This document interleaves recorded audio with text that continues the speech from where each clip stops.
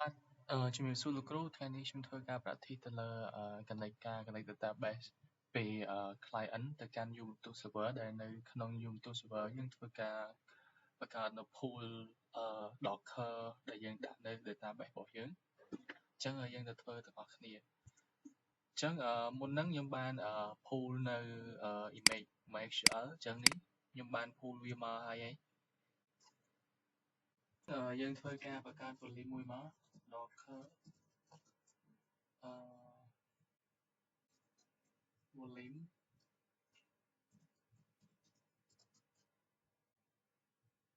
នេះយើងធ្វើការបង្កើត volume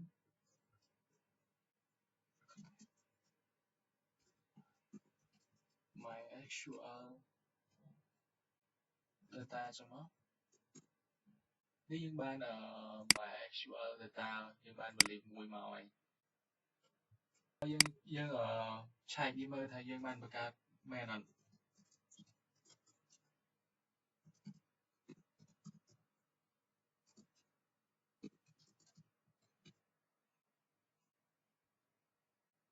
នេះយើងបានបង្កើតមុនហ្នឹង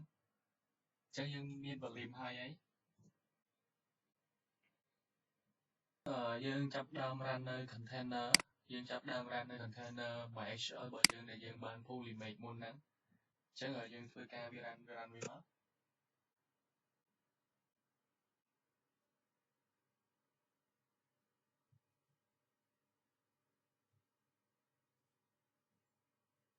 ្ចឹងវាចាប់ដើម run មកហើយអញ្ចឹងដែលយើងបាន run មុនហ្នឹងមានមកហើយdatabase របស់យើងដែលយើងធ្វើការបង្កើតមុនហ្នឹងអញ្ចឹងយើងបានហើយយើងធ្វើការសាកតេស្តconnect ចូលពី client មកយើងមាន DB មាន DB នេះសម្រាប់ connect អញ្ចឹងយើង connect មកអញ្ចឹងយើងរើសក្នុងរើស database អញ្ចឹងយើងរើស MySQL មកយើង next ហើយនេះport នេះ port របស់វាមិញយើងដូចជា grade 3យើងដាក់មក grade 3ហើយ server host នេះយើងដាក់ IP មក192.168.91.200យើងចូលទៅមើលសារថ្មីទៀងទាត់ម្ដងទៀត 192.168.91.200 ហើយ database name យើងចូលទៅមើលមកឈ្មោះគេ database name របស់យើងដាក់ថា school.db នេះអញ្ចឹងយើង copy វាមក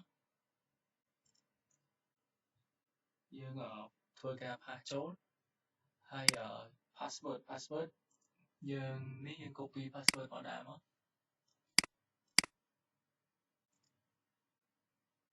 នេះជា password យើងបានព័ត៌មានមកអស់ហើយអញ្ចឹងយើងសាកតេស្ត connection មើល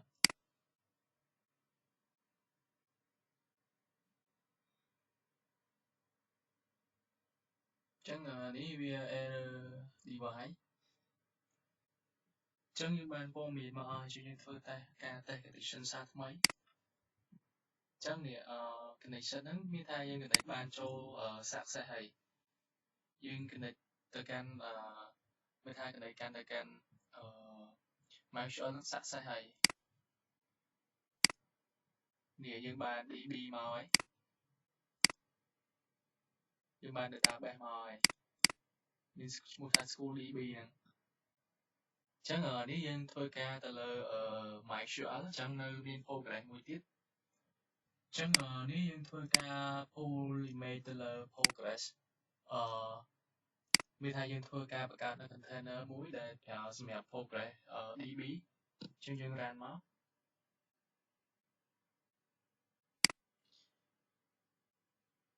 អញ្ចឹង progress ហ្នឹងយើងធ្លាប់បាន pull វាម្ដងហើយយើងធ្លាប់មាន container ហ្នឹងអញ្ចឹងយើងនេះយើងចាប់ដើមធ្វើវាម្ដងទៀតអញ្ចឹងយើងធ្វើការឆែកវាមើល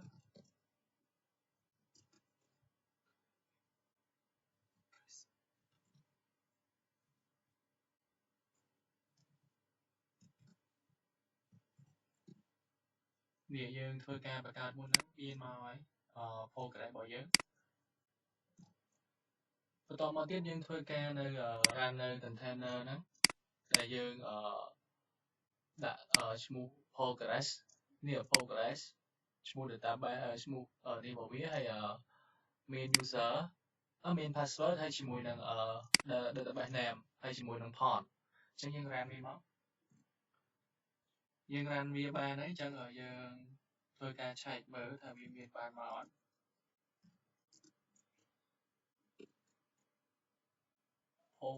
progress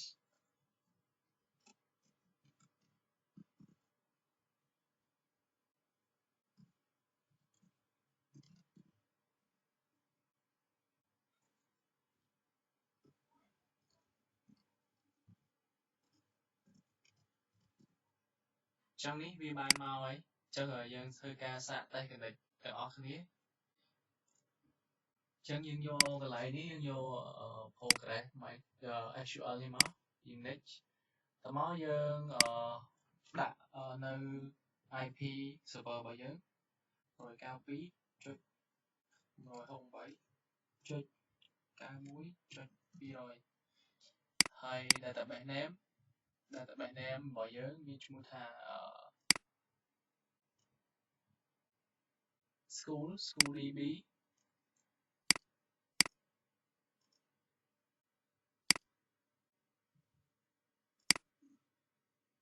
ហើយ port របស់វាគឺ5432អញ្ចឹង port របស់វាហើយpassword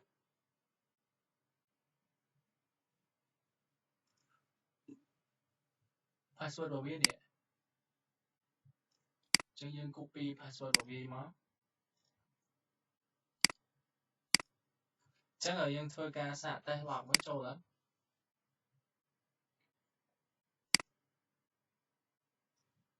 អញ្ចឹងវាមានបញ្ហាពាក់ព័ន្ធមួយ driver តិចយើងឆែកមើលអញ្ចឹងយើងចូលហើយយើង log មកបានហើយយើងឃើញនេះយើងបានមកហើយ database ឈ្មោះថា school.db ហ្នឹងអានេះដែលយើង log by SQL មុនហ្នឹងទេអញ្ចឹងនេះតែយើង log progress អញ្ចឹងយើង log បានហើយ